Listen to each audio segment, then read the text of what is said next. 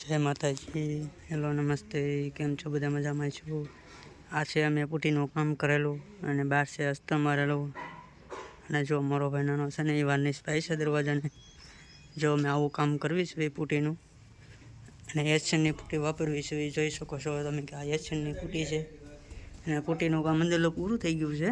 અને આ તો વાર્નિશનું કામ બાકી હતું એટલે બે ભાઈ એક વાર્નિશ પાવા આવેલા છે.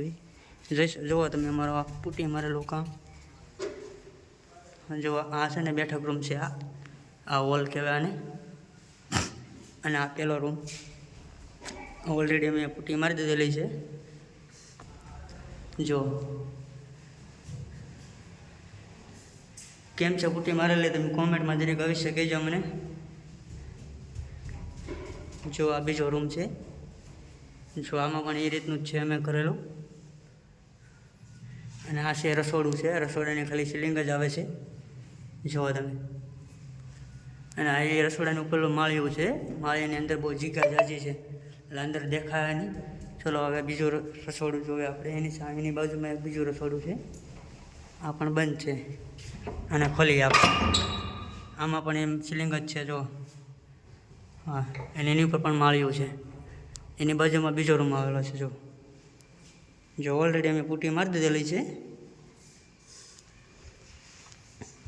એની બાજુનો એવો રૂમ છે જુઓ તમે. જો આ બારી છે, સેક્શન બારી કહેવાને.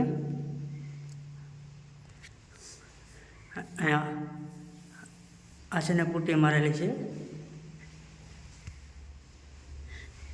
પુટીનું ફિનિશિંગ કેવું છે એમને કહેજો જરીક.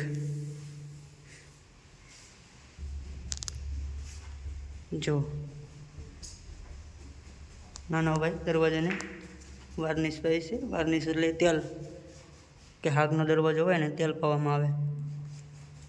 જુઓ તમે, હું બીજા દરવાજા વટી જાઉં.